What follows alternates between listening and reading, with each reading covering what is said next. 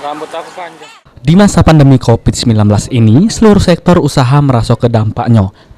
Termasuk juga para pelaku usaha jajo ke barang bekas di bawah Jeramba Ampera. Sudah hampir 2 tahun ini para pembeli sepi. Cuma ada beberapa pembeli yang galak belanja barang bekas di sini. Namun ini hari, para pengunjung sudah mulai ramai lagi yang beli jajoan barang bekas di bawah Jeramba Ampera ini. Pantauan Pal TV juga di bawah Jeramba Ampera ini, para pembeli bermacam-macam dari berbagai daerah di Sumatera Selatan. Di mana di bawah Jeramba Ampera ini, para pejajo bermacam-macam juga jajo ke barang bekas dari mulai baju, celana, sama alat-alat rumah tangga juga ada di sini. Salah siko pembeli yang berasal dari Oki bernama Rido atau ke, amun dia sering beli baju bekas di sini, terus dijajok lagi di dusunnya. Kak, kita beli BJ di sini, Kak? Iya Kak, kita beli BJ di sini untuk dijual lagi di dusun Kak. Di dusun ya? Ya, di Emang dusun. sering kita beli baju sini, Kak? Lumayan sering lah Kak, sebulan bisa 2 kalian lah.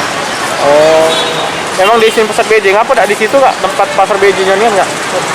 Harganya lebih miring di sini daripada di sana. Di sana lah sortiran. Di sana lah sortiran. Habis itu kalau di sini kan masih ditumpuk, masih bisa milih-milih itu nah.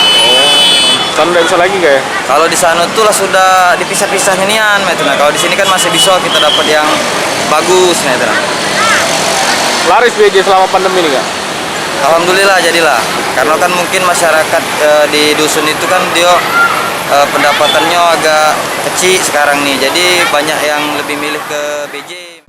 Sementara itu, Nelly salah sikok pejajo BJ di bawah Jeramba Ampera atau ke aman ini hari, jajoan yang dijajokannya mulai rame dan juga pengunjung mulai banyak yang beli sehingga omset pemasukannya normal lagi. Borokan baju bekas deh ini. Oh, Ini sekarang nih lah mulai rame wong pembelinya. Yo, alhamdulillah jadilah deh.